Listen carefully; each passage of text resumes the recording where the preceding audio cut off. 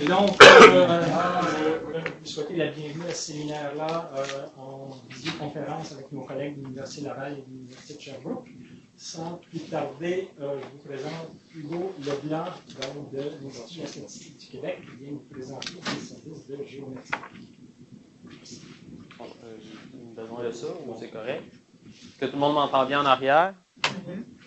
À Sherbrooke et à Laval, ça fonctionne aussi? Ou? Oui. À Québec, Sherbrooke, c'est pas très fort. Sherbrooke, c'est pas très fort? Bon. Ça va s'ajuster, j'imagine. Donc, bonjour tout le monde. Mon nom est Hugo Leblanc. Je travaille en géomatique et en information géographique à l'Institut de la statistique du Québec. Nos bureaux sont situés dans la ville de Québec. Je voudrais juste savoir en commençant, est-ce qu'il y en a parmi vous qui travaillaient en géomatique ou qui avaient déjà une base en géomatique ou si c'est vraiment là, nouveau pour vous? OK, une dizaine de personnes qui connaissent un peu quel sera le propos de cette présentation. Le but, dans le fond, c'est de vous introduire à l'information géographique, à qu'est-ce qu'on peut faire avec avec tout ça, de vous démêler dans les différents termes qu'on utilise, puis dans le fond, de vous donner des idées pour les recherches que vous allez faire, de vous montrer des possibilités pour, dans le fond, développer mieux cerner les opportunités qui s'offrent à vous dans vos recherches. Donc, sans plus tarder, plan de présentation, je vais commencer avec une introduction générale là, pour vous démêler dans les différents termes qu'on va utiliser au cours de la présentation, puis aussi les différents termes que vous entendez quotidiennement. On va parler de la géolocalisation, c'est quoi? Et puis, je vais prendre l'exemple du fichier de correspondance des codes postaux et du code géographique qu'on produit à l'Institut de la statistique. Donc, il va être question de code postal. Et ensuite, le cœur de la présentation, je pourrais dire l'analyse spatiale. Qu'est-ce qu'on peut faire en analyse spatiale? Puis, je l'ai divisé dans le fond en trois sections, là, soit une analyse de structure de points, une analyse de déplacement, mobilité et accessibilité, puis une analyse sur des données continues. Donc, premièrement, introduction générale. Probablement que plusieurs parmi vous entendez là, ces termes passer quotidiennement là, quotidiennement, ça dépend dans quel domaine vous êtes toujours, là. Mais ces termes passés, là, analyse spatiale, géomatique, cartographie thématique, un tableau de bord géographique, puis de l'information géographique.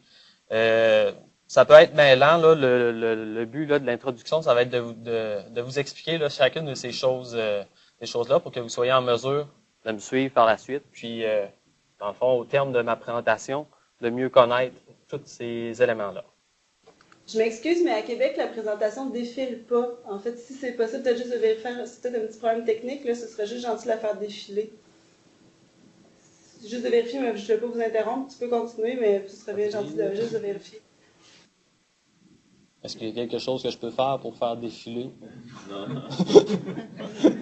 Giovanni, tu dis que c'est encore sur la page la première page? C'est le bureau, en fait, qu'on voit de l'ordinateur. Mais si c'est un problème technique... peut-être l'autre ordinateur. On voit l'adresse IP, on voit l'adresse IP à l'écran. Oui, on voit le cadre noir de l'adresse IP. OK, donc ça fait un bout qu'on n'est plus là. Parfait, maintenant ça fonctionne. On voit l'introduction générale, l'information géographique, géographique. C'est beau? Ça avec ma tête. Fallait le vouloir. Ouais. Merci beaucoup. On vous écoute attentivement maintenant.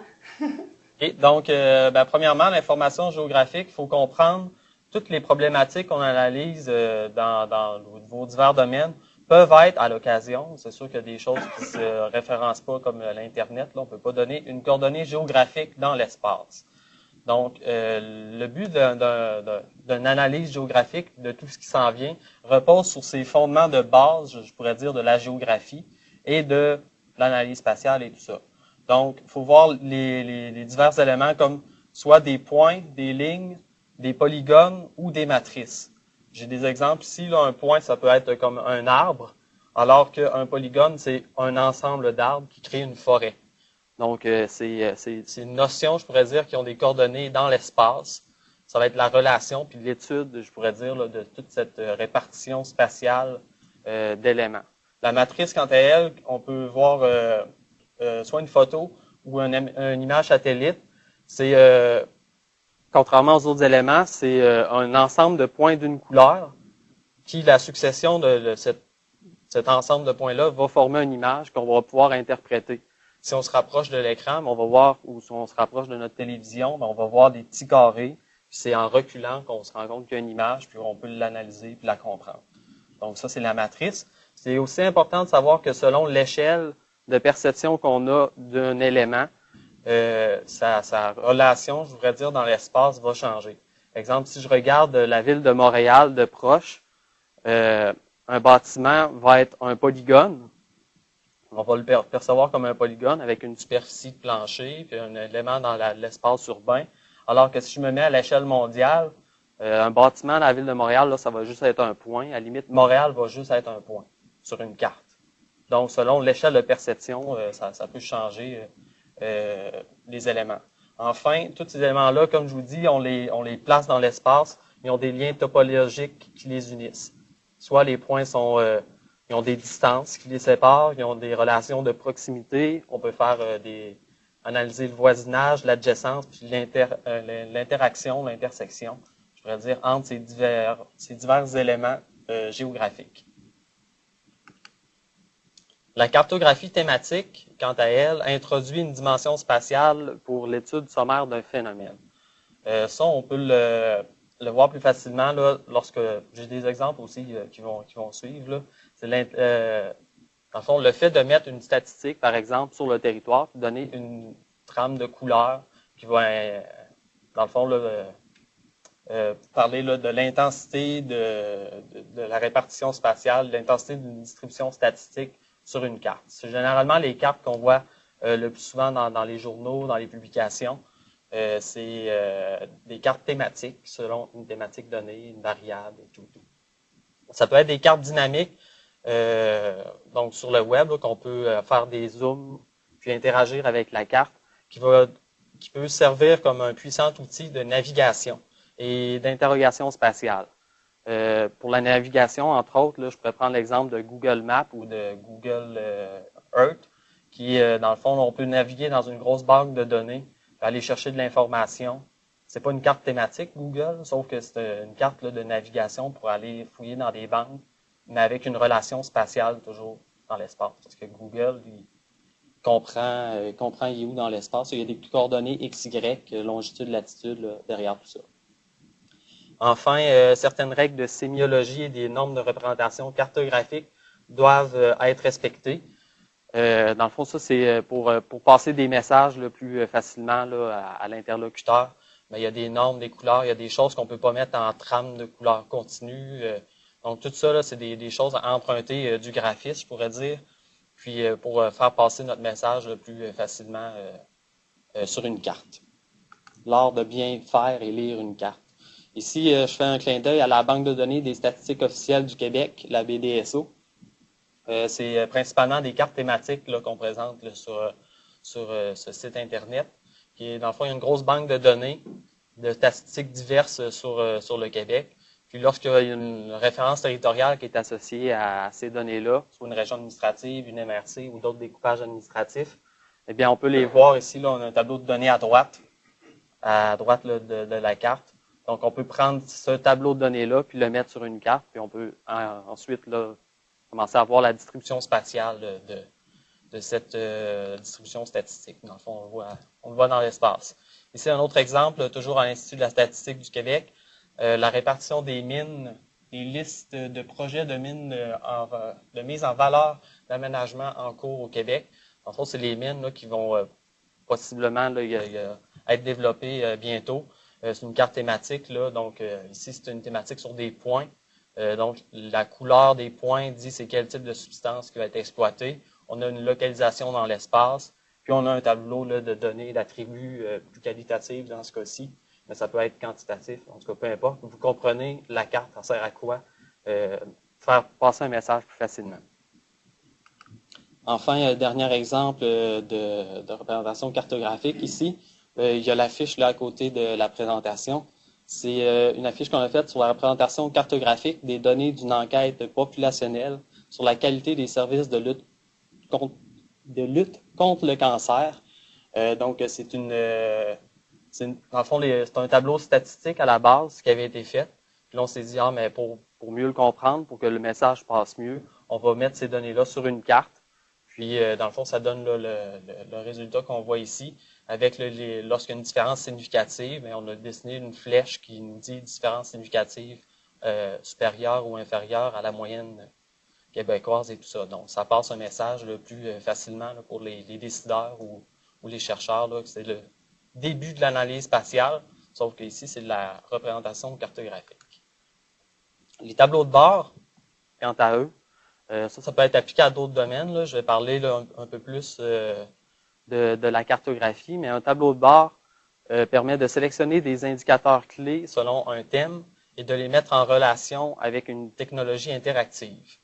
Donc, au lieu d'avoir juste un tableau statistique tout seul, puis après ça, de refaire une autre page ou de changer de page, puis d'avoir un autre tableau, on prend tous les tableaux qui sont liés à un même thème, on les met ensemble, comme un pilote d'avion qui a tous ces indicateurs là d'un seul coup d'œil.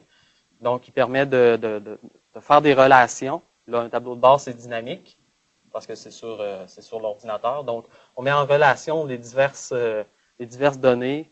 Puis, avec une carte, on peut le voir encore plus si on met les données, comme je le disais dans la représentation cartographique, de l'introduire dans le tableau de bord. Ça nous permet, dans le fond, de mieux comprendre l'univers de la statistique.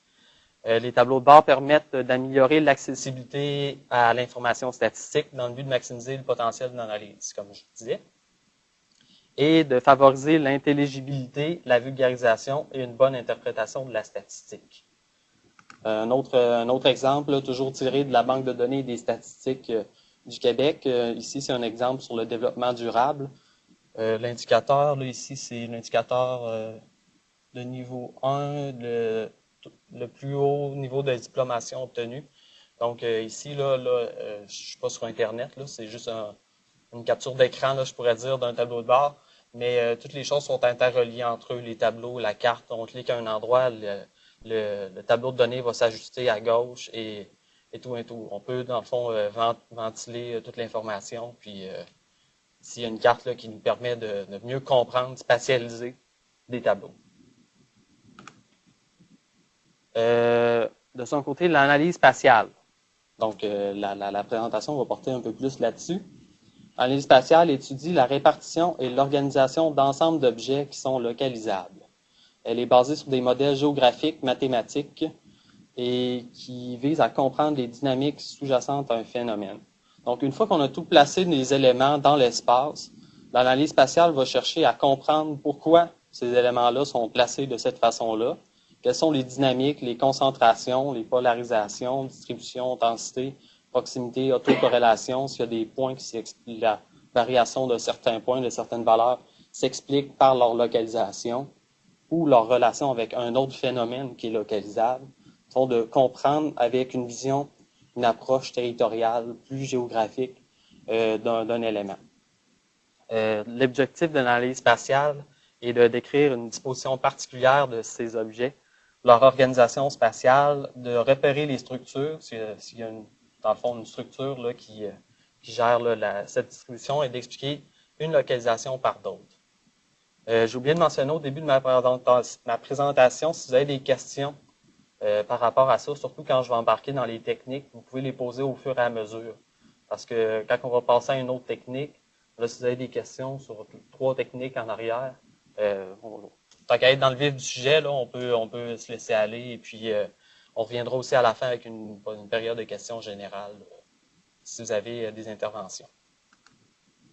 L'analyse spatiale se consacre à la localisation et à l'étude d'un phénomène dans l'espace à des fins de description et d'explication et de modélisation. C'est vraiment la modélisation, finalement, là, qui, je pourrais dire, le nerf de la guerre là, de l'analyse spatiale, de prendre un phénomène, d'essayer de le comprendre, mais avec une vision géographique. Elle étudie tout autant l'analyse spatiale, la répartition d'un phénomène dans l'espace, que l'influence de cet espace sur le phénomène lui-même.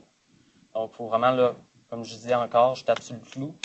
C'est le but de la présentation, comprendre l'espace, la relation et tout et tout. Donc, ici, c'est un exemple là, rapide là, de choses que je vais parler bientôt. d'analyse spatiale. Enfin, la géomatique, je pourrais dire que c'est le père de tout ce que je vous ai compté. La géomatique, là, c'est une science qui intègre les technologies de l'informatique aux sciences de la Terre. En fait, on prend tous les éléments que je vous ai dit, puis tout ça pour l'appliquer, pour le faire, le construire, puis dans le fond, là, le pratiquer. Ça se regroupe sous un terme générique de géomatique. Elle permet de modéliser le territoire à l'aide d'outils informatiques et afin d'analyser les phénomènes qui s'y développent. Donc, ici, c'est des exemples d'outils géomatiques qui servent à faire là, toutes ces analyses puis ce qui s'en vient. Donc, j'ai fait une grande introduction. 2 secondes. Oui? Excusez, à Sherbrooke, pouvez-vous tasser la caméra pour qu'on voit un petit peu l'écran? Ah, oui, pas de problème. En attendant que j'installe tout ça, là, que c'est long. Ouais, Ça merci. devrait être mieux. Pas de problème. C'est parfait. OK, maintenant, la géolocalisation. Une fois que là, on a compris, il faut placer les éléments dans l'espace.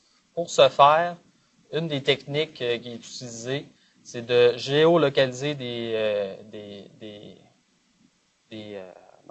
points, des informations. C'est de leur donner une attribution spatiale, une coordonnée géographique XY à chaque élément pour être capable de faire toute l'analyse. Donc, la géolocalisation, c'est la base.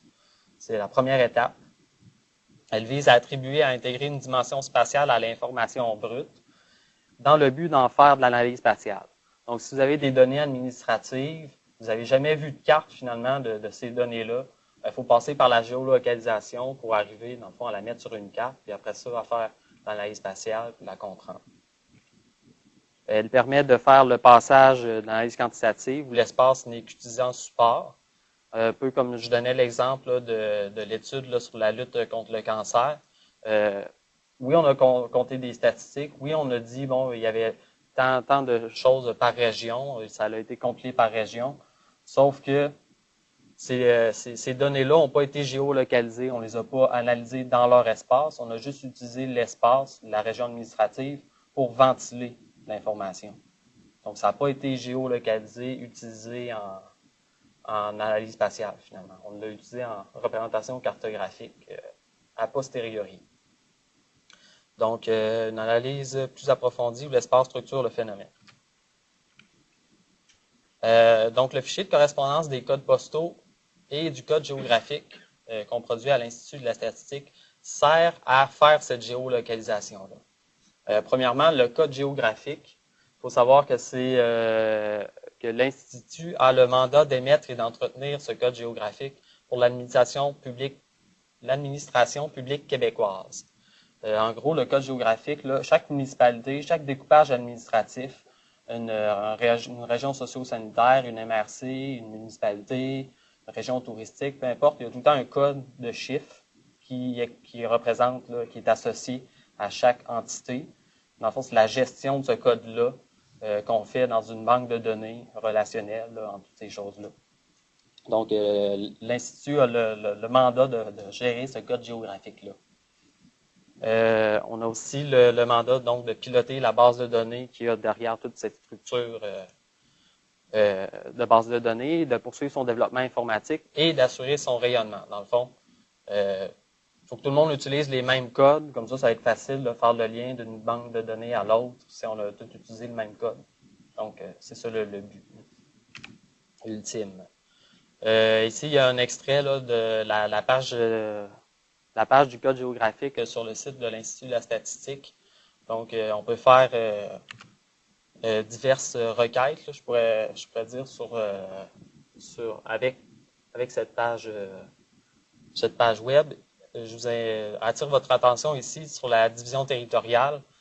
Dans le fond, si vous avez des données sur des CLSC, vous voulez savoir c'est quoi le code de mon CLSC, avec la page ici, en cliquant sur division territoriale, on a la liste de tous les découpages possibles.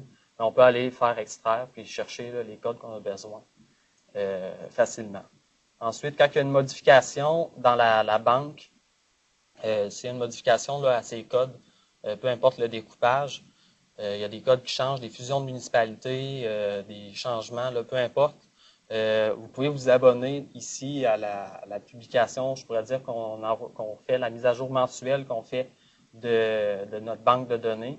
Puis ça va vous avertir, attention, il y a eu une modification ici, la municipalité X a fusionné avec telle autre, ou il y a eu tel changement. Donc, pour vous tenir à jour, ça ne sert à rien d'aller à chaque jour voir s'il y a une modification dans mon découpage. Donc, ça permet d'aller plus vite. Et puis enfin, ici, c'est des listes prémontées, des choses les plus couramment demandées, comme la liste des municipalités officielles au Québec en date d'aujourd'hui.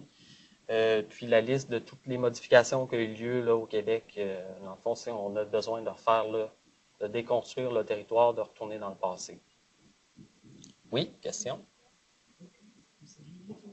Oui.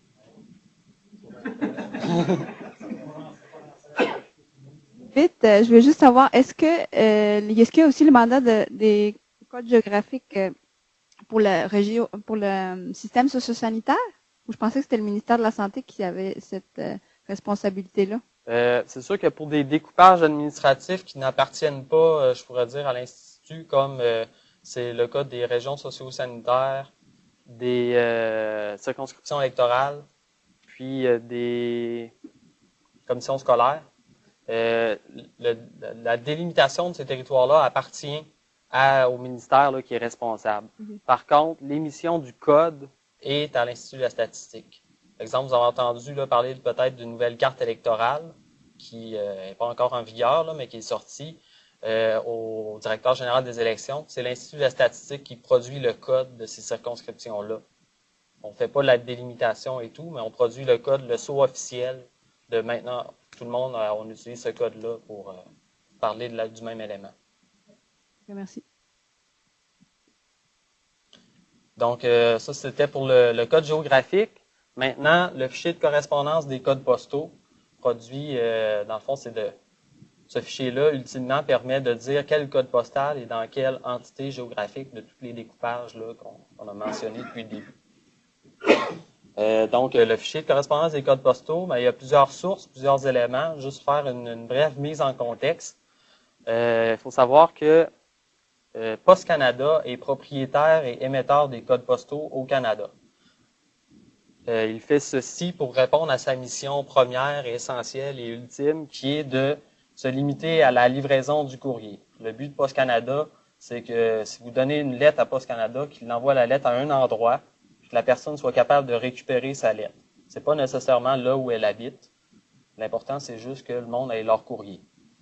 Ça, c'est important pour ce qui va s'en venir. Ensuite, il y a Statistique Canada, dans le fond, qui produit le fichier de conversion des codes postaux. Qui, dans le fond, son travail, c'est de prendre l'information de Post Canada, qui produit dans sa gestion de courrier, et puis lui donner une référence spatiale, une géolocalisation, comme je vous expliquais brièvement, tantôt en introduction, de leur donner une coordonnée X, Y sur le territoire, de placer les codes postaux sur l'univers. Ils font ça à l'échelle du Canada, mais nous, on s'intéresse à la partie québécoise. Donc, Statistique Canada fait ce travail-là aux 6 mois, et puis géolocalise l'information, et puis il met ça sur son découpage de Statistique Canada, qui, lui, est jusqu'à l'échelle des îlots de diffusion. Je ne sais pas si vous êtes familier avec ça, mais je vais avoir une présentation là, qui va démêler là, tous ces découpages géographiques-là. Puis il fait ça avec le découpage au recensement. Donc, c'est important de savoir aussi que le recensement est fait aux 5 ans. Donc, Statistique Canada prend l'information, disons à jour, et puis il nous dit, OK, au recensement, c'était dans tel découpage géographique. Ça va changer un petit peu là, ce qui s'en vient. Ensuite, la Régie d'assurance maladie du Québec, la RAMQ, elle fournit une mise à jour annuelle du nombre de personnes associées à un code postal. Dans le fond, elle nous donne là, un attribut au-delà du recensement qui nous dit combien de personnes par découpage là, de Statistique Canada. On a aussi la RAMQ qui nous dit combien il y a de personnes par code postal. Donc là, vous voyez déjà là, le premier défi, c'est de mettre ces personnes-là sur le territoire avec les découpages à jour. D'où le travail de l'Institut de la statistique qui, avec son registre des événements démographiques, ça c'est-à-dire toutes les naissances, les décès et les mariages qui ont lieu au Québec sont recensés par l'Institut de la statistique pour suivre la population, la démographie du Québec et tout et tout. Donc, tout ça est stocké dans des banques, puis jongler avec tout ça, dans le fond, nous permet de faire un fichier actualisé, je pourrais dire, de la population, de sa répartition et tout et tout. Donc, le principal besoin exprimé à partir de tout ça, produire des statistiques à différentes échelles administratives. Donc, on a des banques de données. Maintenant, ce qu'on veut faire, c'est de produire de la statistique avec tout ça. Alors, c'est le besoin exprimé. On va produire le fichier de correspondance des codes postaux pour y arriver et du code géographique pour y arriver. Ici, une petite diapo là, sur les équivalences territoriales dans le fichier qu'on retrouve à l'Institut de la statistique. À droite, on a tous les découpages de Statistique Canada, donc qui partent du plus gros au plus petit. Donc ici, province, région économique. Puis à gauche, on a l'équivalence, je pourrais dire, dans notre langage québécois, au Québec, là, de ces découpages-là. Donc la province, c'est la même chose. Une région administrative au Québec, c'est l'équivalent d'une région économique pour Statistique Canada. Au Québec, on a les conseils régionaux des élus, chose qu'il n'y a pas d'équivalent au Canada. Par contre, eux, ils ont le système, en tout cas, ils ont créé le concept d'une région métropolitaine de recensement. Ça, pour être précis, c'est juste les grosses villes au Québec qui en ont. Je pense les 5-6 plus grosses villes. Puis ça, pour la région de Montréal, exemple, ça comprend toute l'île de Montréal, Laval, Longueuil, puis les MRC qui entourent l'île de Montréal. Il y a des petits ajustements, des fois, qui sont faits à la marge selon le navettage, mais là, on rentre dans des définitions, je pourrais dire, d'établissement des limites de RMR, de région métropolitaine, chez Statistique Canada, qui mettent à jour aux 5 ans. Donc, on n'a pas d'équivalent québécois de ce découpage-là. Ensuite, on a les municipalités régionales de comté, les MRC, c'est l'équivalent d'une division de recensement chez Statistique Canada, une DR. Les subdivisions de recensement, c'est les municipalités au Québec. Donc, bon, le tableau est facile à suivre. Plus petit que les municipalités, on a des arrondissements de seulement 4 ou 5 villes au Québec. Non, plus que ça, 6-7, je pense, qui ont des arrondissements. Mais chez Statistique Canada, on utilise des aires de diffusion. Ça, c'est vraiment des aires de diffusion. C'est un compte mathématique, je pourrais dire, qui s'arrange pour avoir tant de personnes par aire de diffusion. Donc, c'est de même qu'ils sont déterminés. C'est eux qui font ce travail-là là, de diviser la population en aire de diffusion. Puis l'îlot, c'est encore plus petit. Là, on est rendu quasiment à l'échelle d'un pâté de maison. Pour vous donner une idée de grandeur, là, dans les milieux urbains. Puis en milieu rural, des fois, là, ils ne se cassent pas la tête à faire des aires puis des îlots pour des municipalités. Une municipalité peut représenter là, toutes ces choses-là. Enfin, il y a d'autres découpages socio-économiques comme les circonscriptions électorales provinciales puis les centres locaux de services communautaires qui sont présents dans le fichier de correspondance des codes postaux. Donc, je vous le disais tantôt, là, les découpages de Statistique Canada sont faits aux 5 ans. Donc, il y a des années, les années sont fixes, puis c'est les découpages qui sont véhiculés dans leur système, puis ils font leur calcul à partir de ces découpages-là. Mais au Québec, si on veut placer des choses dans des années qui ne sont pas dans ces recensements-là, on essaie d'avoir une banque de données qui va suivre, là, qui va être à jour continuellement avec toutes les modifications qui peuvent survenir sur le territoire. Donc, la réalisation du fichier de correspondance des codes postaux se divise en 3 volets. Le premier est l'enregistrement.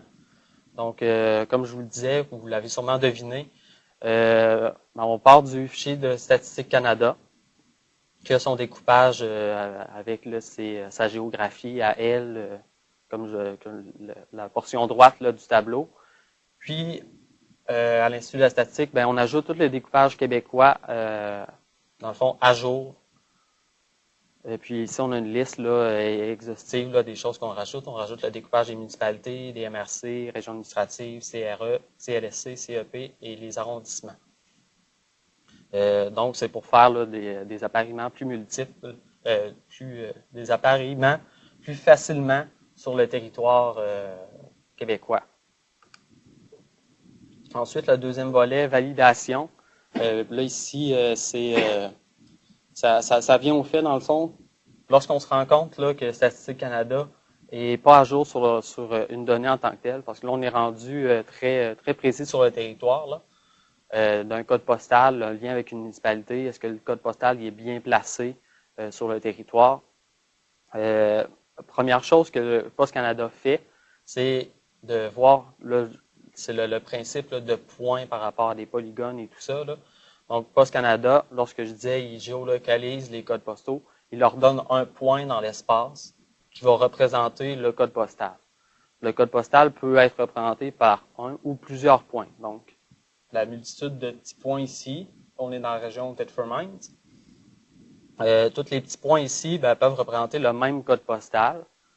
Puis, dans tous ces codes postals-là, Statistique Canada détermine lequel de ces points, si on avait un point à garder pour donner la statistique à un endroit sur le territoire, il nous donne l'indicateur de lien unique de code 1, qui va nous dire c'est ce code postal-là qu'on doit considérer en priorité pour donner la statistique. Les autres points du même code postal qui vont être sur le territoire, en fond, ici, tous ces points-là ont le même code postal à Adstock, mais ils vont avoir des zéros. Dans l'indicateur, ça, c'est un champ du fichier. Là. Ils vont avoir des zéros. Donc, c'est des points qui existent sur le territoire, mais qu'on n'attribue pas là, à la variable statistique. Le volet validation qu'on fait à l'Institut de la statistique, c'est de corriger s'il y a lieu ces observations-là, ces indicateurs de lien unique-là qui sont produits par Statistique Canada. Donc, on a introduit ici la notion d'indicateur de lien unique 4 et 5. Là, on rentre dans le très technique. Là. Si vous avez des questions par rapport à tout ça, que la question vous intéresse, là, on pourra en parler à la fin ou à un autre moment. Je vais juste vous donner là, un bref aperçu de ce qu'on fait. Là. Donc ici, là, l'indicateur de lien unique 4 nous permet de constater si un code postal est partagé entre deux municipalités. C'est le cas très souvent là, dans des milieux ruraux. C'est le même code postal pour 3 municipalités, exemple. Si on se rend compte que Statistique Canada l'a placé, son indicateur de lien unique, l'a pas mis dans la bonne municipalité. Exemple, il nous dit le code postal X est dans la région A, dans la ville A, à l'échelle municipale. Si on se rend compte que ce lien-là n'est pas bon, que cette municipalité-là n'a pas ce code postal-là, en regardant sur le territoire, si on se rend compte que c'est une fausseté, avec l'observation accumulée avec le temps, bon, si on se rend compte qu'il est mauvais, mais on va déplacer cet indicateur de lien unique-là pour dire non, la statistique devrait aller à la municipalité B à la place. Donc, ici, exemple, si mon code postal était partagé entre ces 3 municipalités-là, Adstock, Saint-Joseph-de-Coleraine et Thetford Mines, si Poste Canada le mettait à Adstock, mais que c'est pas bon, il est vraiment à Thetford Mines. Donc, on utilise le code de lien unique 4 pour dire, bon, ben, c'est vraiment Thetford Mines qu'il faut considérer pour ce code postal-là. Si, par exemple, ce n'était ni une ni l'autre des municipalités qui était la bonne, puis on regarde sur le territoire en allant voir sur le terrain, exemple, on se rend compte que le code postal tombe plutôt à Kinners Mills, par exemple, qui est une autre municipalité qui n'était pas du tout dans le fichier de Statistique Canada. Mais là, on introduit la notion d'indicateur de lien unique code 5 qui déplace carrément la coordonnée géographique du code postal pour la mettre dans la bonne municipalité. À partir de là, on fait des appariements géographiques là, pour dire bon, le code postal il est maintenant à Kinners Mill, dans la MRC 2, dans la région administrative 2, etc., etc. Oui, question?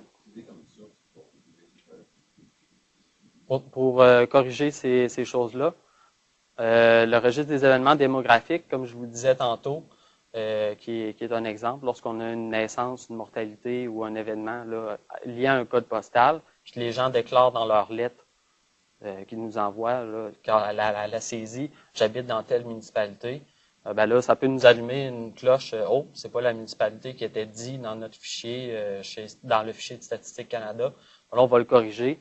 des corrections accumulées. Des fois, c'est des personnes sur le terrain qui font des appariements de bases de données, qui disent « Hey, mais ce code postal-là, il n'est pas à la bonne place, on devrait le corriger. » Donc, toutes ces choses-là fait que je pense qu'il y a environ 800 ou 900 corrections de codes postaux sur le territoire au travers des, je l'ai marqué en bas, là, des 212 161 codes postaux différents qu'il y a au Québec. Donc, il y a 800 corrections, je pourrais dire, sur 212 000. Non, c'est des appareils, dans le fond, cette détection d'erreurs-là se fait à l'échelle des municipalités. Même si on diffuse là, les autres découpages de Statistique Canada qui sont à une échelle infra-municipale, on fait des détections à l'échelle des municipalités là. Puis, on n'a pas de bureaux régionaux pour les détecter. Lorsqu'on en détecte, c'est un processus itératif. Dans le fond, si on détecte quelque chose aujourd'hui, il n'aura pas été corrigé hier, on va le corriger aujourd'hui et demain et après-demain. On va le garder pour tant que la correction, tant que l'erreur n'a pas été détectée, malheureusement, on doit vivre avec.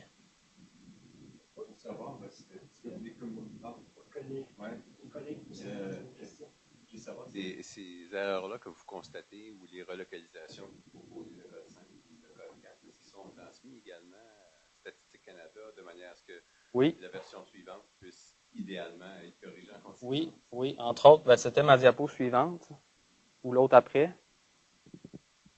Ah, c'était l'autre après.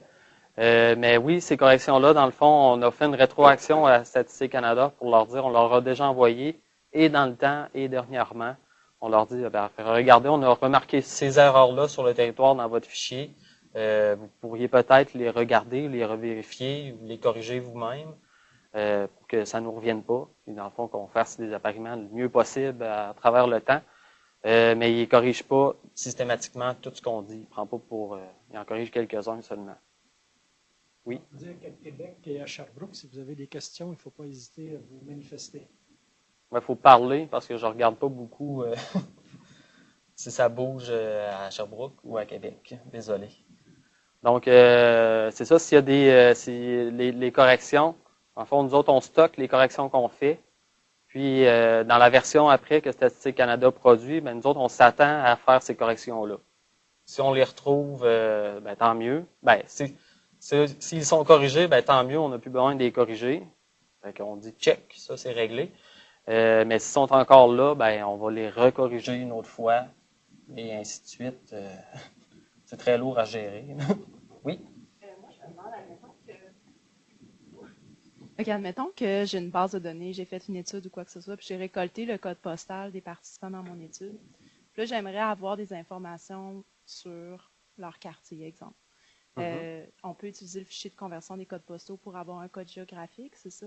Oui. Puis une fois qu'on a le code, est-ce qu'il y a comme un site web à l'ISQ ou quoi que ce soit sur lequel on peut aller pour aller chercher les données qui seraient reliées à ce code géographique-là? Entre autres, avec la banque de données des statistiques officielles sur le Québec, la BDSO, si tu as des données, c'est plus chargé au niveau des municipalités. Là. Il n'y a pas beaucoup de choses là, dans les quartiers, parce que là, il faut rentrer dans les aires de diffusion de Statistique Canada. Lorsque vous arrivez avec le fichier, première des choses, avec le fichier de correspondance des codes postaux, vous allez pouvoir savoir votre collecte de données est où sur le territoire. Donc, la géolocaliser, comprendre c'est dans quel quartier et tout ça. Après ça, on peut aller voir dans les autres banques qui ont été chargées sur différentes variables. Donc, les polygones de Statistique Canada, là, toute l'information qu'ils diffusent sur leur site là, par découpage. Mais l'appariement va être fait avec ce fichier-là. Puis, on pourra faire des calculs avec des cartes thématiques là, de choses avec les données qui ont été compilées. Là, ça répond. Je vais avoir un exemple là, un peu là-dessus. Oui. Parce que là, on rentre dans l'analyse spatiale, qui est mon chapitre suivant. Donc, dernier volet de la réalisation du fichier de correspondance des codes postaux, l'actualisation. Donc, comme je le disais tantôt, le découpage de Statistique Canada avec ses aires de diffusion sont au recensement, donc aux 5 ans. Si on veut faire des données aujourd'hui, en date de 2011, les polygones de Statistique Canada ne sont pas encore sortis. Puis encore, les données qu'on utilise, c'est des données de 2006. Donc, si on veut faire des choses actuelles, il faut prendre le découpage du Québec le découpage géographique actuel et officiel au Québec pour avoir une source unique et puis assurer la cohérence de la production statistique. Dans le fond, tout ce qu'on fait, le faire sur la même base. Le développement de nouvelles méthodes de traitement par information, d'introduction d'un sigle. Avant ça, le fichier de correspondance n'était pas géré dans un système d'information géographique. C'est quelque chose de relativement nouveau. Ça fait 2 ans qu'on fait ça de cette façon-là. C'est ce qui nous a permis, entre autres, d'aller dans des échelles plus fines. Avant ça, on pouvait juste se limiter aux municipalités. Maintenant, on peut faire des appariements avec les autres découpages inframunicipaux, comme les circonscriptions électorales ou les arrondissements. Dans le fond, pour comprendre le code postal et dans quel, par géomatique, on peut le faire, avec les limites officielles des arrondissements et tout. Donc, possibilité de travailler avec la géographie 2006 du recensement dans le fichier de Statistique Canada, ben ça c'est sûr que ça se maintient. Donc, enfin, le fichier est plus fiable, assure une qualité au niveau du positionnement des codes postaux sur le territoire québécois. Comme je vous le disais, les 800 corrections qu'on fait par rapport à Statistique Canada de plus, les corrections qu'on fait de plus, tous les appariements, les travaux qui ont été faits, l'actualisation, le fichier de l'Institut permet de faire ça. Enfin, le fichier, ses perspectives de développement. Les appariements sont faits avec le système de découpage administratif qui est produit au ministère des Ressources naturelles du Québec. Donc, c'est les limites officielles du Québec. Le fichier est fourni gratuitement aux partenaires de la Banque de données des statistiques officielles à des fins de production statistique, de cohérence, des statistiques cohérentes et harmonisées sur le territoire. Dans le fond, on part tous de la même base pour faire nos statistiques. Il y a une rétroaction auprès de Statistique Canada des corrections qu'on fait.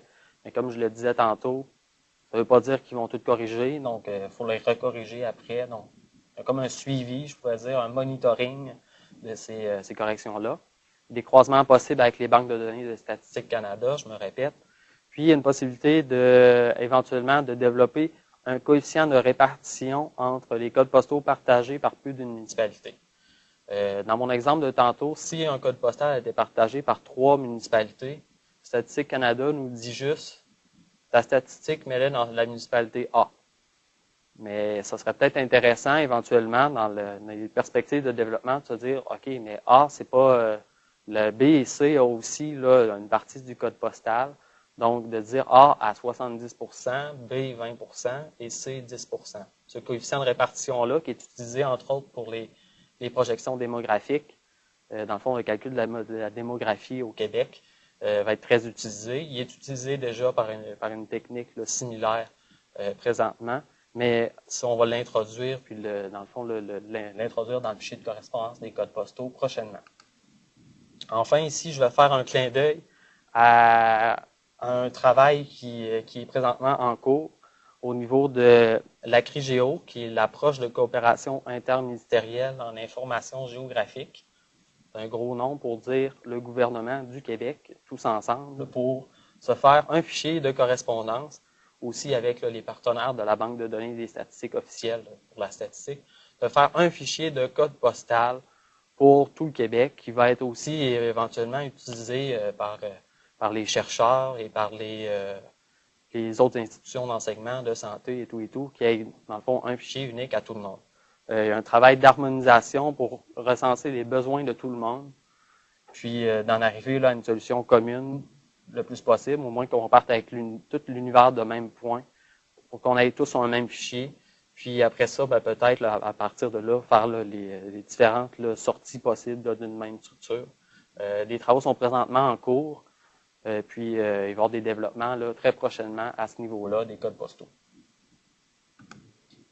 C'est ce qui met fin au volet code postal. Donc là, vous avez compris, l'information est maintenant sur le territoire. On a compris là, tout le concept géographique à la base de tout ça. Maintenant que l'information est sur le territoire, on peut se lancer dans l'analyse spatiale. Et puis c'est là, je vous dis, si vous avez des questions par méthode là, que je vais expliquer, gênez-vous. Donc, premièrement, je prends une gorgée d'eau.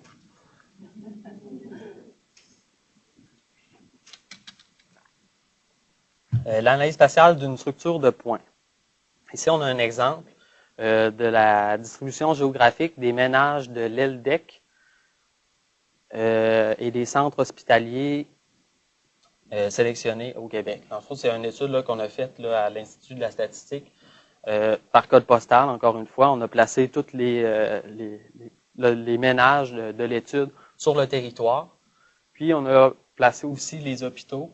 Vous voyez pas très bien, là, mais dans le fond, les hôpitaux, on peut les placer aussi sur le territoire. Puis là, on peut déjà regarder la distribution spatiale. Donc, c'est la première étape que je vous disais, la représentation cartographique d'une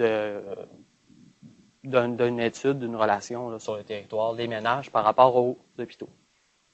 C'est juste un exemple ici là, de représentation cartographique. La deuxième exemple ici, l'accès aux données de recherche EPSEB, la localisation des enfants nés prématurément et les relations avec les données environnementales. Ici, là, c'est l'indice de défavorisation sociale de Pampalon qui a été fait par aire de diffusion, je crois. Et puis, dans le fond, là, dans le fond, c'est des données là, environnementales, socio-économiques, tout ça, là, tout cet indice-là. Et puis, de la géolocalisation des points là, des enfants nés prématurément. Donc là, on a une première interaction entre les données, de les comprendre, mais dans l'espace. Ici, c'est une carte dynamique là, qui était sur un site, je ne me souviens plus lequel, là, mais c'est pour vous donner une idée là, de la première des choses qu'on peut faire là, avec l'analyse spatiale, là, de comprendre après ça qui se retrouve quoi, dans quel contexte. Maintenant, l'analyse centrographique. Donc là, je rentre vraiment dans l'analyse spatiale. C'était plus la cartographie, les deux premiers. L'analyse centrographique est une analyse statistique qui fournit des mesures de centralité, de dispersion et de forme, dans le cas de l'ellipse, je vais y venir, d'un phénomène géographique. Lorsqu'on a un nuage de points dans l'espace, il est possible, avec comme le principe là, dans une distribution statistique de moyenne et d'écart type, on peut faire cet écart type-là et la mettre dans l'espace. C'est ce qui va dessiner une ellipse, dans le fond, l'écart type au niveau géographique, qui va relier le plus de points possible dans une plus petite superficie possible. Ça va donner une ellipse de dispersion. Cette ellipse-là, dans le fond, je vais faire un aller-retour là, avec la carte. Cette ellipse-là nous permet de comprendre l'étendue d'une distribution spatiale, mais surtout et aussi de trouver le centroïde de l'ellipse. En fait, si j'ai plein de petits points dans l'espace, ce qui est important, oui, de comprendre la dispersion est où, mais aussi de trouver le centre de la dispersion est où. Si on pondère ce centre de gravité-là, je pourrais dire, si je mettais ça sur une table, puis que je trouvais le point pour le tenir sur le bout de mon doigt, mais si je commence à mettre des poids sur mes différents points avec une variable fixe là, qui est d'intérêt, là, le centre là, de gravité va se déplacer dans l'espace.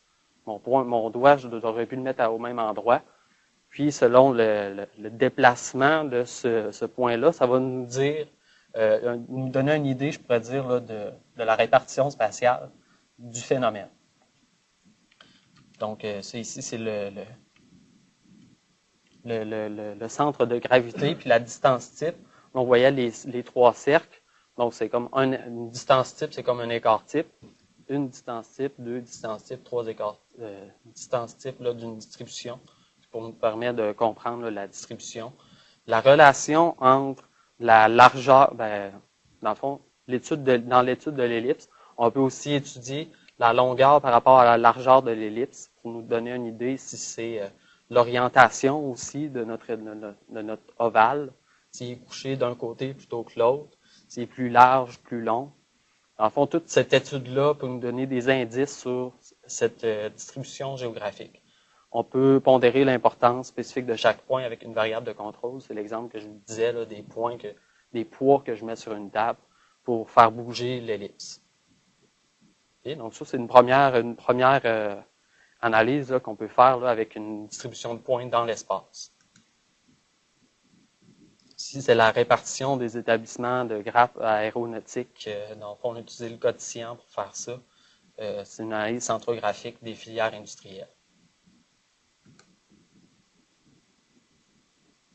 Est-ce qu'il y avait des questions sur Oui.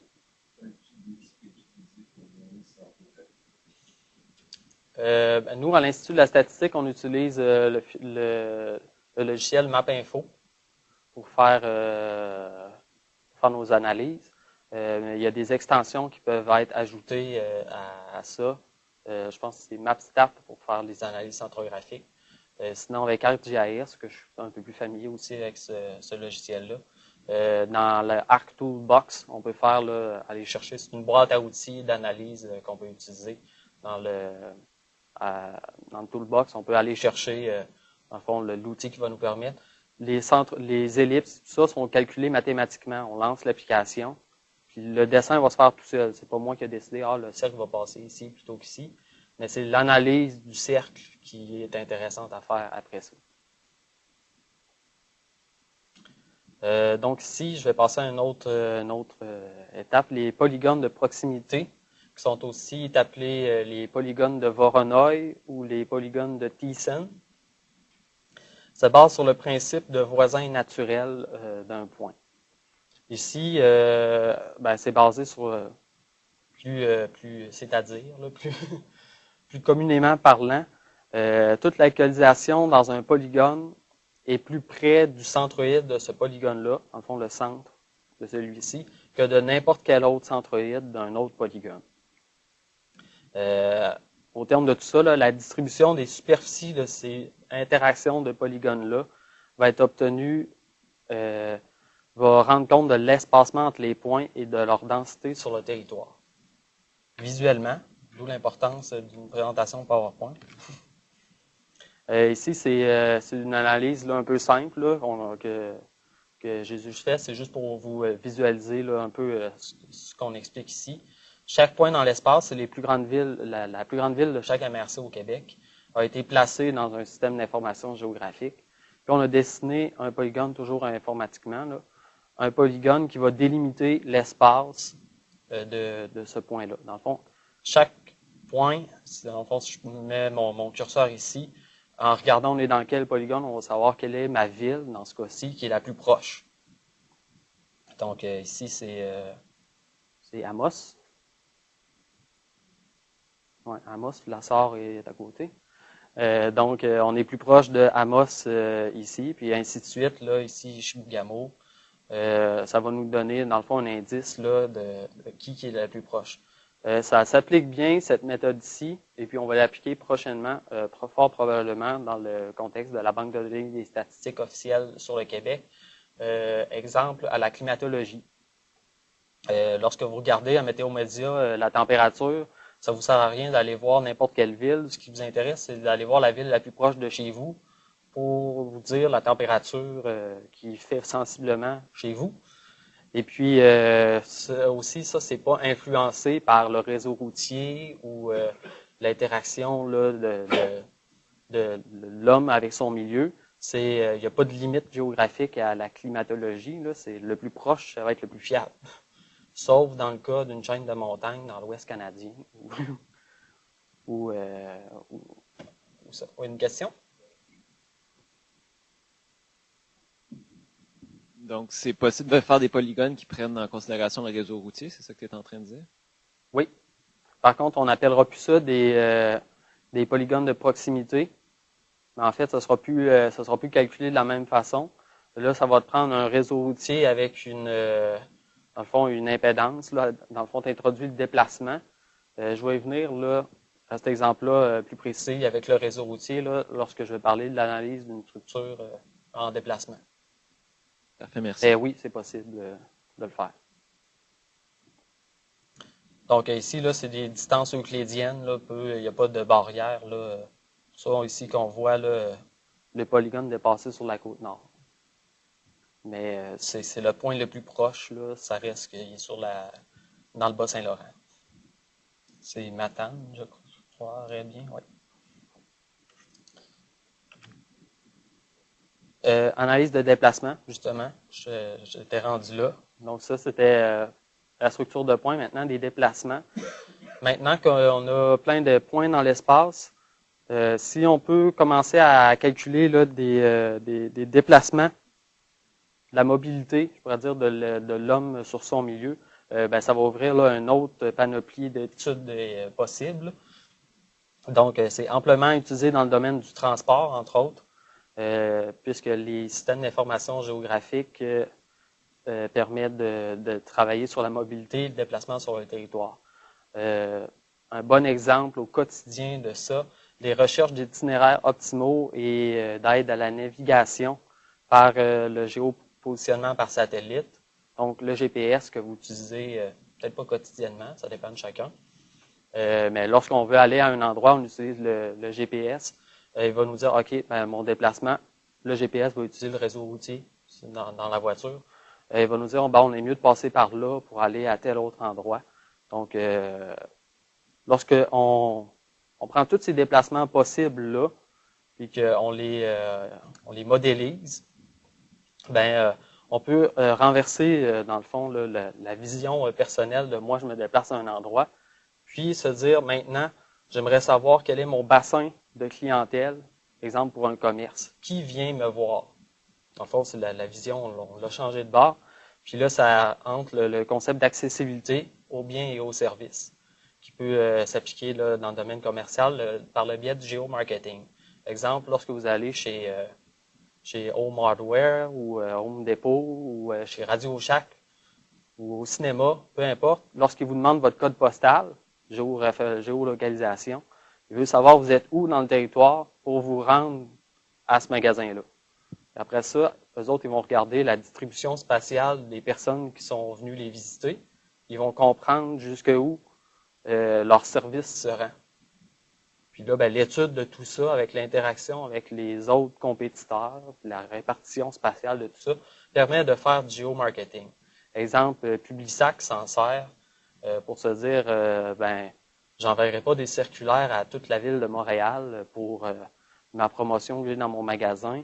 Si j'ai pas de magasin dans cette région-là de la ville, je le ferai pas parce qu'il y a personne qui vient dans mon magasin. Donc, il va cibler ses publicités en fonction de son aire de marché. Exemple. Même chose dans tous les domaines commerciaux, on peut appliquer ça. Donc, ça implique le déplacement d'une personne sur le territoire. Ça peut s'avérer judicieux dans l'établissement d'un système de transport collectif. Donc, c'est le même principe, là. Un autobus va essayer de rejoindre le plus grand bassin de population pour l'amener à un point ou plusieurs points, une suite de points. On sait, un trajet de bus, c'est une ligne qui va desservir le plus grand nombre de destinations d'intérêt possible pour ces gens-là. Donc, tout le système de transport collectif. Les bassins de dessert, comme je le disais dans le cas d'un magasin, ou d'une stratégie de collecte sur le territoire. Si moi, j'ai besoin ça peut être appliqué au quotidien, d'aller chercher des enfants à la garderie, d'aller faire mon épicerie, d'aller à tel autre endroit chez le cordonnier. Donc, choisir le chemin optimal pour tout faire là, ces tâches quotidiennes-là.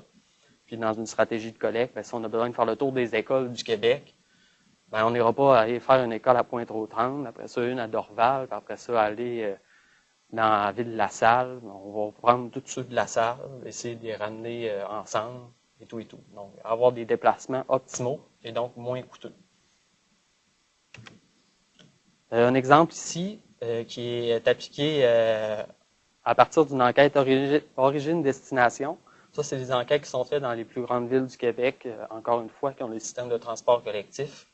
Ici, je me rends jusqu'à Trois-Rivières, donc Sherbrooke, Montréal, Québec, Gatineau en ont. Les enquêtes d'origine-destination. Ici, à la ville de Québec, qui nous permet de voir l'accessibilité aux services de santé et le mode de transport qui a été utilisé. Donc ça, c'est des vraies données qui ont été utilisées pour faire cette enquête-là. C'était, dans le fond, le but de voir le rayonnement de chaque hôpital par rapport là, à la population qui le dessert. Donc, si ici, je prends le CHUL, le centre hospitalier de l'Université Laval sur le boulevard Laurier à Québec, on regarde la population, dans le fond, le nombre de personnes qui ont fait des déplacements vers le CHUL pour avoir un service de santé. Ils proviennent de où? Tous les petits points rouges sur la carte. Et puis, ils sont combien? L'intensité de la grosseur des cercles proportionnels de ces points rouges-là. Puis, on sait aussi, avec cette enquête-là, par exemple, quel mode de transport ils ont utilisé pour se rendre à destination, puis quel âge la personne avait elle subit son âge. Donc, lorsqu'on ventile toutes ces affaires-là, qu'on les place sur le territoire, ça nous permet de créer là, ici là, des tableaux de distribution de fréquences, je pourrais dire, par type de transport. Donc, la première colonne ici, c'est les personnes qui ont utilisé l'auto-conducteur, donc qui ont construit un auto, qui ont conduit un auto pour se rendre à destination, donc plus de personnes. Ici, c'est des passagers d'une voiture. Ici, c'est des personnes qui ont utilisé le transport en commun pour se rendre à destination, le taxi et la marche. Si on fait l'étude avec un autre hôpital, on l'a fait avec les différents hôpitaux, là, les carrés, les hexagones noirs, différents hôpitaux donnent différents résultats.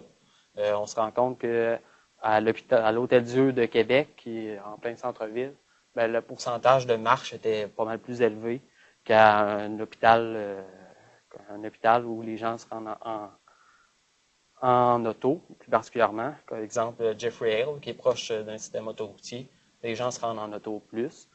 L'hôpital Saint-Sacrement, qui lui est très bien desservi en système de transport en commun, les gens, le pourcentage de personnes qui ont utilisé l'autobus était plus élevé.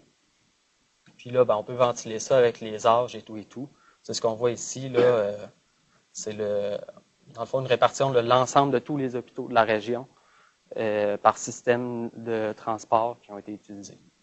Donc ça, c'est des exemples là, qu'on peut faire là, de ventilation, puis avec la cartographie, l'analyse spatiale. Des distances types, des distances moyennes parcourues par système de transport et tout. Le deuxième exemple, et puis là, ça rejoint la question que j'avais tantôt sur les aires de marché. C'est l'analyse des aires de marché, des accessibilités des centres commerciaux dans la région de Québec, encore une fois. Donc, ici, les 4 grands centres commerciaux qu'on a, Place Laurier, Place de la Cité et Place Sainte-Foy, sont un centre commercial là, dans ce cas-ci. Les Galeries de la Capitale, les Galeries Chagnon à Lévis, puis Place Fleur de Lys, chacun ont des polygones, ils ont 2 polygones qui les représentent. Soit celui plus foncé, qu'on voit en bleu foncé, ça représente le bassin, la desserte là, de la population. 50% de la clientèle de Place Laurier est dans ce polygone-là, de bleu foncé. Après ça, si on monte le pourcentage, 80% de la population qui ont fréquenté Place Laurier est dans le polygone bleu, pâle. L'interaction entre ces différents polygones-là, qui ici, dans l'exemple présent, a utilisé le système de transport routier, là, dans le fond, les routes. Puis là, on introduit la distance parcourue en temps, exemple, d'une personne. On peut lui dire en respectant les limites de vitesse, parce que sinon, c'est impossible à modéliser. En respectant les limites de vitesse, ça prend tant de minutes de se rendre à tel autre endroit. Puis, on peut donner une impédance là, à une lumière en se disant on attend en moyenne 40 secondes par lumière. Mais là, en période de trafic, là, on ne peut pas dire combien de lumière c'est après à franchir. Mais dans le fond, toutes ces choses-là là, nous permettent là, de comprendre le territoire. Là, le transport, c'est vraiment c'est plus complexe, là, comme je suis en train de vous le dire. Là, ça prend une grosse base de données là, qui comprend tout le réseau pour arriver à faire ces choses-là. Mais ici, là, on peut voir l'interaction pour en venir à l'analyse des aires de marché, l'interaction entre les divers centres commerciaux, leur potentiel d'attraction par rapport à la distribution spatiale de la population dans la ville. Je ne l'ai pas mêlé, c'est beau. Oui, question? Concrètement, pour calculer le temps de transport, vous prenez une base de données avec avec on va dire le trajet optimal d'un point A à un point B, et ensuite vous faites le calcul du temps moyen raisonnable qu'une personne mettrait à parcourir. Ce qu'on peut faire, il y a 2 choses. Soit on utilise les données théoriques d'un réseau routier.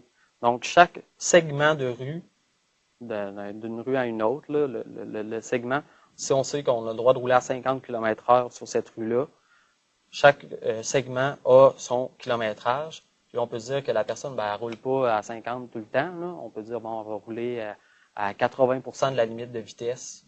Parce que des fois, elle va accélérer, des fois, elle va ralentir. Là. Mais dans le fond, ça peut nous permettre de dire, je pars d'un point A, en 15 minutes, je suis capable de me rendre où en respectant les limites de vitesse. Pas de trafic. Donc là, ça va me dire, ah, ben là, j'ai une autoroute à côté de moi, je vais être capable d'aller plus loin, de sortir à l'autoroute, puis de me rendre là en 15 minutes. Si par contre, là, le réseau routier est sinueux dans ce quartier-ci, je peux me rendre moins loin. Ça, c'est une chose, en respectant les limites de vitesse. La deuxième chose, c'est vraiment des personnes sur le terrain qui ont eu comme contrat de dire, bon, ben moi, je pars de tel endroit, je pars mon chronomètre, c'est parti, je veux me rendre à tel autre endroit, ça me prend combien de temps? En période de pointe, du matin, du soir, la nuit, le jour, d'arriver à faire ça. Bon, on peut pas faire ça ça, c'est pour des études bien précises. Exemple, là, c'est trop long à calculer, tout le monde qui peut aller n'importe où. Mais lorsqu'on a des études précises à faire, on va faire des échantillons de ces déplacements-là. Puis là, ben, la moyenne de tout ça va nous permettre de savoir le temps. C'est ce qui a été utilisé, entre autres, pour les autobus.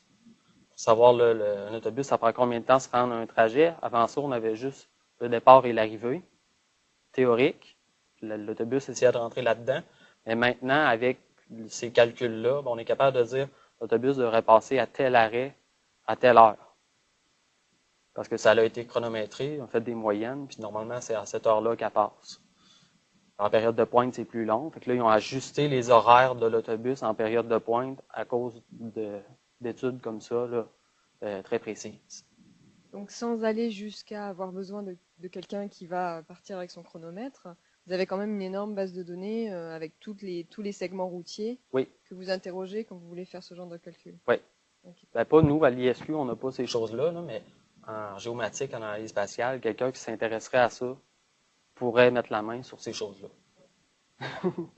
Juste dire que je peux pas faire ça présentement. Donc, ça, c'était les centres commerciaux.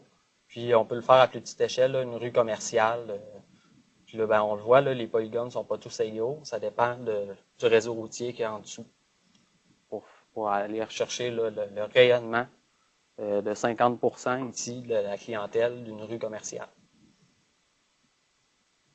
Est-ce qu'il y a des questions au niveau du déplacement?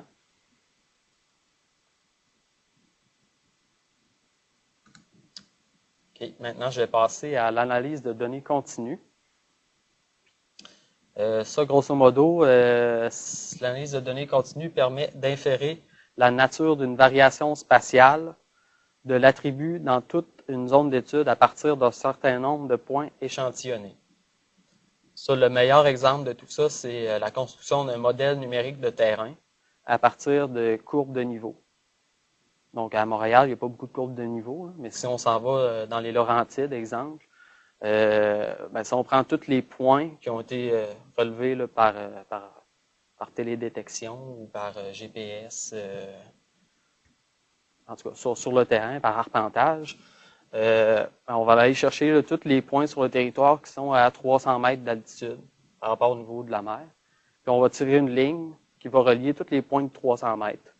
Là, on va construire des cartes topographiques à partir de ça. Puis là, ben, on a comme modélisé une montagne sans vraiment le faire. On a dessiné juste des lignes qui relient les points de 300 mètres.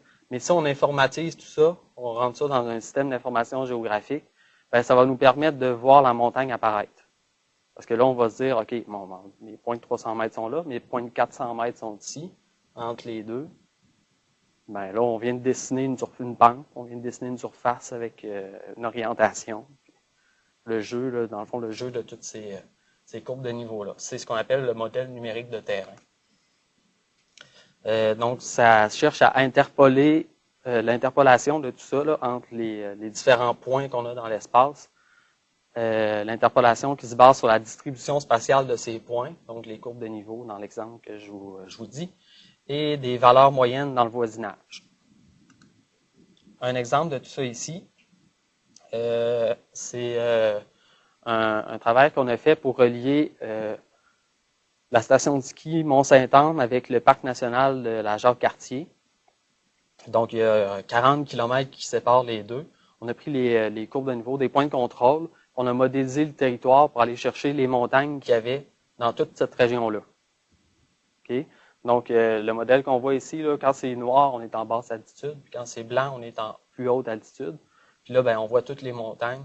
Là, c'est pas une vue en 3 dimensions, c'est une vue juste en 2 dimensions. On pourrait pencher le plan, un peu comme dans Google Earth, c'est de même que ça fonctionne. C'est des modèles numériques de terrain. Là, lorsqu'on descend la vue, on voit les montagnes apparaître. Donc, c'est ce que ça a permis de faire. C'est un exemple de modélisation du territoire.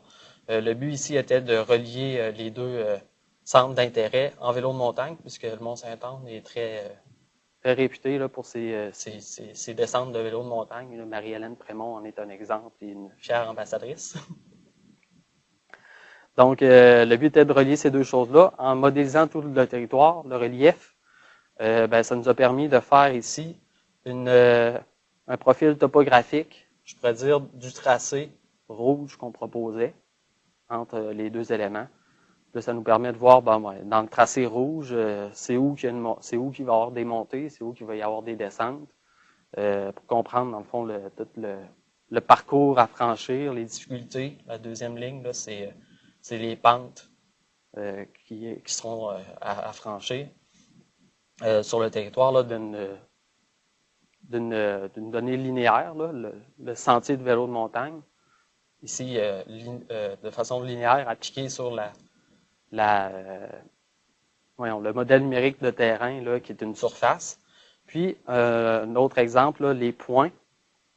Et puis là, ici, c'est des études d'intervisibilité. Alors que ça, ici, c'est la création d'un belvédère. Si sur mon sentier, je m'arrête en un point, là, je regarde, je fais un 360, puis là, je me dis, qu'est-ce que je vois sur le territoire? Toute la zone, le point orange, va voir toute la zone qui est en orange. Parce que là, comme on a tous les reliefs, une montagne va cacher les plus petites montagnes en arrière. Mais s'il y a une montagne plus grosse en arrière, on va la voir. Et ainsi de suite. Donc, à chaque point sur le territoire, on peut faire des zones d'intervisibilité, d'avoir qui voit quoi. Puis à l'inverse, donc ça, c'était pour le point orange, on voit l'île d'Orléans à partir de ce point-là. Puis à partir du point jaune ici, on voit des montagnes vraiment plus au nord-est. À l'inverse, on peut essayer de vouloir cacher des choses, par exemple des coupes forestières ou des éoliennes. Donc, si le but d'une MRC est de placer des éoliennes sur le territoire, on peut faire des zones d'intervisibilité comme ça pour essayer qu'il y ait le moins de points possible dans l'espace qui voit ce point-là. Vous voyez le principe. Donc, tout ça à partir là, des simples courbes de niveau qu'on avait à la base sur une carte topographique. Maintenant, donc ça, c'était ça pour les modèles numériques de terrain, la topographie, l'intervisibilité, qu'est-ce qui est possible de faire. C'est très utilisé en aménagement du territoire, entre autres. Maintenant, l'interpolation par surface de tendance. La surface de tendance, là, je vais vous donner un exemple très simple. Là. Si j'ai une distribution de points sur le territoire avec des poids, des valeurs, comme je le disais tantôt, si on veut chercher, comme dans une image de points, un tableau statistique, on veut chercher là, la droite de régression qui va représenter le mieux ma distribution statistique, la surface de tendance va essayer de prendre un plan dans l'espace, d'essayer de le placer donc, dans ma distribution statistique que j'ai ici. On va essayer de trouver la tendance qui va expliquer le mieux la variation dans l'espace. Donc, c'est peut-être un plan de cette façon-là. Donc, les valeurs sont plus petites ici, à l'est, mon est, puis ils sont plus élevés à l'ouest. Donc, ça, c'est une surface de tendance.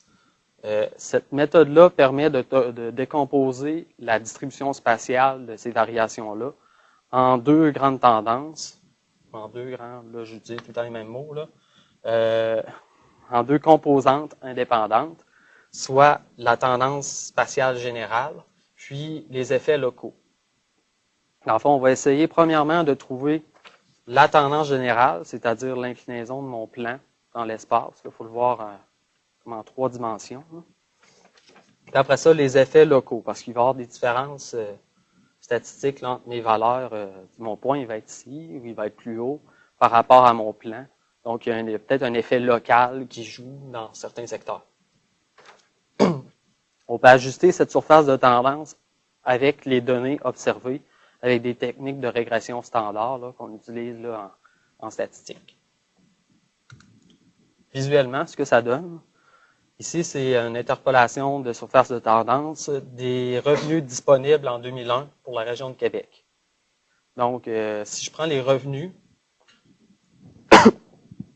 par ménage de la région de Québec, là, j'essaie de faire un plan qui va m'illustrer où sont les revenus les plus élevés, où sont les revenus les plus faibles. C'est ce qu'on voit à gauche. Mon plan ici, il avait juste c'était une planche, là. Mais on peut décider de la complexifier pour qu'elle rende mieux compte de la distribution sur le territoire.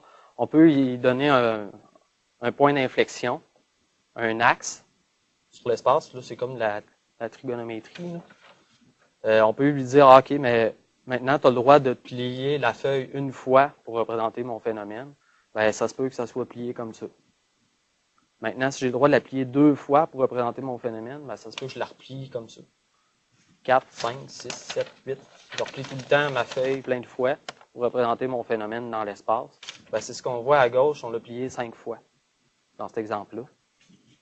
Pour expliquer la distribution. Puis là, on voit apparaître, dans le fond, il y a comme un soulèvement là, dans le nord de Charlebourg, puis à Sainte-Foy, c'est le RICAP-Rouge. C'est le RICAP-Rouge, de disponibilité du revenu. C'est ce que ça laisse sous-entendre. Par contre, on peut pondérer toutes ces choses-là avec, ici, on l'a pondéré à droite avec la densité de logement. Donc, des revenus disponibles, oui, c'est intéressant pour la localisation d'un marché. Par exemple, là, si je veux développer un centre d'achat, on va aller là où il y a le plus de revenus qui vont faire des dépenses. Là, il faut prendre des suppositions, etc. Mais on peut faire introduire d'autres choses, des pondérations ici. La densité de logement, on se rend compte que dans le Vieux-Québec, il y a plus de densité, donc il y a plus de revenus, même s'ils sont plus faibles. Puis là, on voit la ville apparaître dans toute sa splendeur, sa forme, et tout et tout. Donc, ça permet de tirer des grandes tendances, puis après ça, on peut calculer les différences locales par rapport à cette surface-là. Pour exemple, faire la distribution des valeurs immobilières d'une maison dans une zone d'étude. Ça va pour cette méthode-là. Maintenant, l'interpolation par pondération par l'inverse de la distance. Je vais prendre une gorgée d'eau.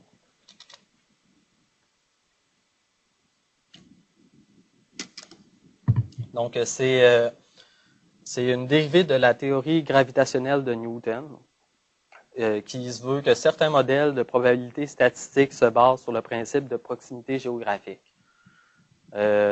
Grosso modo, ce que ça veut dire, c'est plus on est proche d'un lieu, plus on a des chances de fréquenter ce lieu-là jusqu'à temps qu'on soit tellement loin que l'existence de ce lieu-là nous préoccupe pas. Okay? Donc, c'est exemple l'épicerie. Vous allez probablement faire l'épicerie soit à votre lieu de travail ou à votre lieu de résidence, la plus proche de chez vous. Il y a toujours des exceptions si vous préférez aller dans un telle autre épicerie à cause de l'ambiance, ça sent bon, c'est beau. Voilà, il y a des exceptions, là. Sauf que ça reste que plus on est proche d'un élément, plus on a des chances de le fréquenter.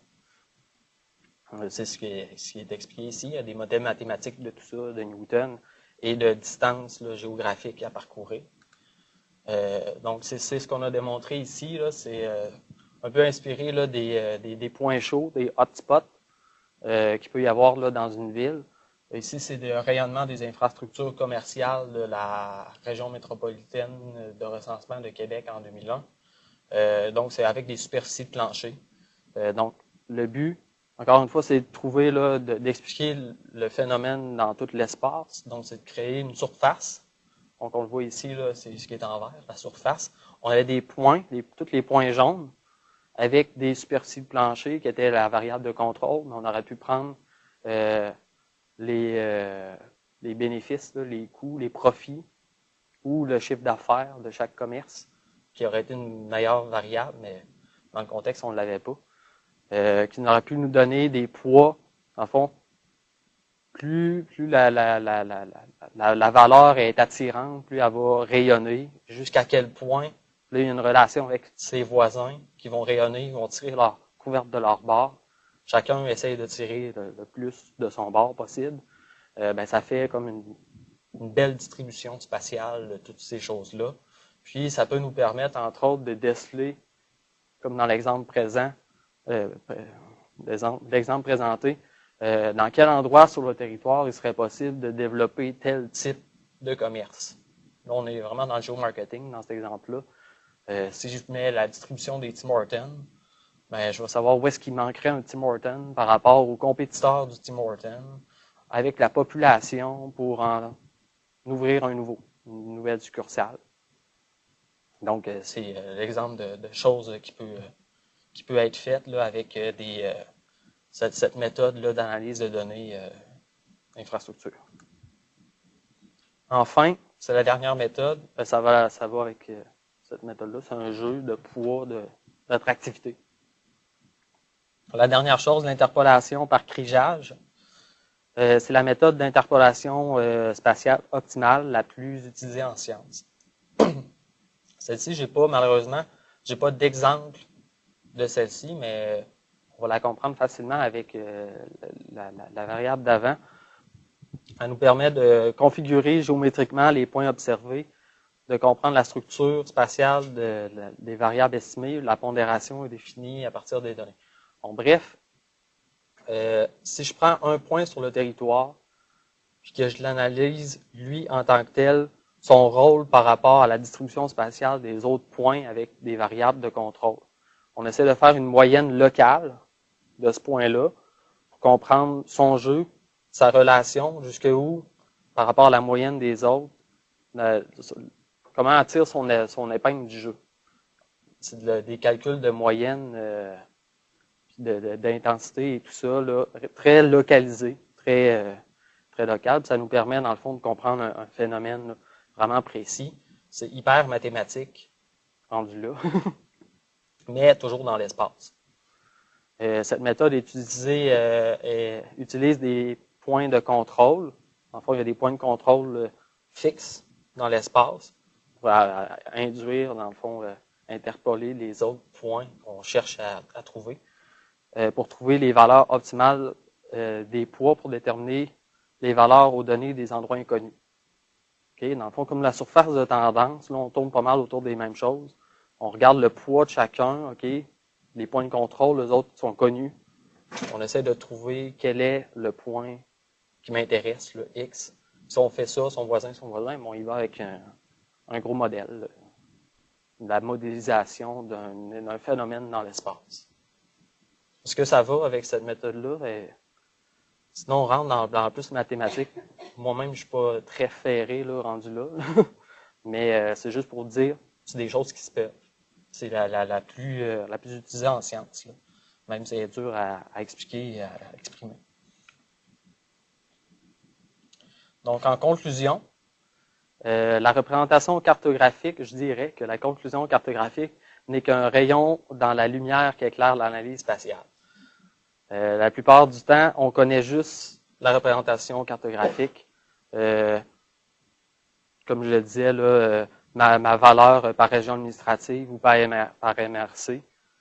Mais bien d'autres choses qu'on peut faire avec l'analyse spatiale. On en a vu des exemples. On peut aller vraiment plus loin dans l'aménagement du territoire, la compréhension de phénomènes et tout et tout.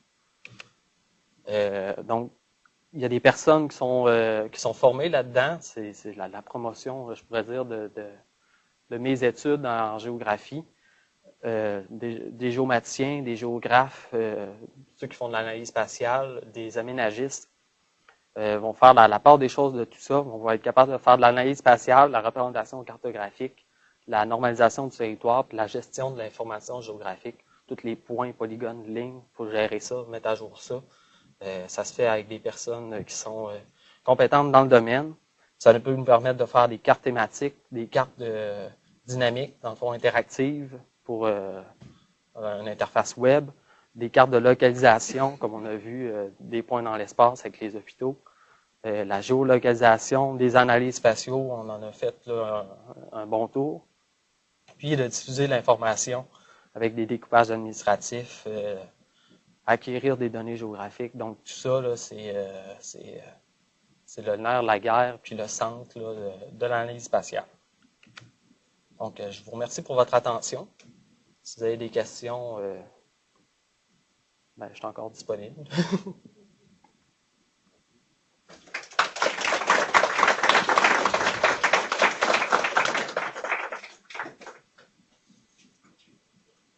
Il y aurait des questions à Québec ou à Sherbrooke? Peut-être une question à Québec. Oui, allez-y. Ma question concerne le fichier de conversion des codes postaux, le fichier de correspondance avec le code postaux et le code géographique. En fait, c'est l'accessibilité qui m'intéresse. Vous avez mentionné que le fichier était fourni aux partenaires de la BDSO, mais encore? Oui, en fait, j'ai oublié d'en parler, mais je m'étais dit aussi, je ne l'avais pas écrit dans la présentation, mais je voulais en parler de l'accessibilité à ça. Il y a 2 moyens d'avoir accès au fichier présentement, je pourrais dire, de correspondance des codes postaux. La première, c'est d'être membre de la BDSO et de le recevoir gratuitement, soit en fournissant des données à la banque de données des statistiques. Là, vous allez avoir droit au fichier de correspondance pour faire des données. C'est un jeu de troc, finalement. Ensuite, d'aller au CADRISC, au centre de recherche là, de l'Institut de la statistique. Le fichier est disponible là. Si vous, là pour rentrer au CADRISC, ça prend un protocole de recherche, d'entente et tout ça. Mais vous allez avoir accès à ce fichier-là pour l'utiliser dans les bureaux du CADRISC. Puis les services d'accès aux données, c'est comme des micro-données, finalement, le fichier de correspondance. Puis la troisième façon, c'est de l'acquérir directement. Là, les coûts, ça varie de si vous êtes du gouvernement, de l'externe et tout. Mais de l'acquérir, on peut, dans le fond, on peut le distribuer présentement moyennant des redevances et tout à Statistique Canada. Donc, vous pouvez l'acheter en me contactant à mon courriel ici présent. Ça répond à votre question? Oui, ça répond en partie à ma question, mais je vais vous contacter. OK.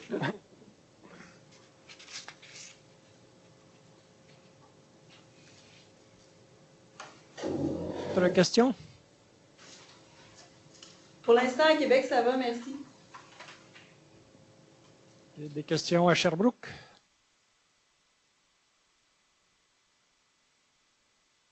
Non. Ici, est-ce qu'il y aurait des... Bon. Je crois que l'exposé était très clair. Merci à vous. Merci, encore une fois. Merci. Si vous voulez avoir plus d'informations pour les fichiers de correspondance des codes postaux, j'ai un petit aide-mémoire ici qu'on a fait avec les indicateurs de lien unique. C'est quoi le fichier qu'on a. Puis les cartons sont disponibles à l'avant.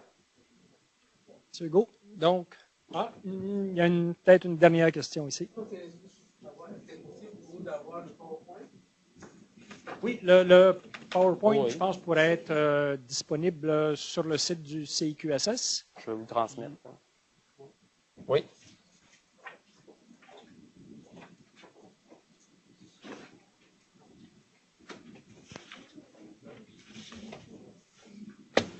On va voir si ça a enregistré.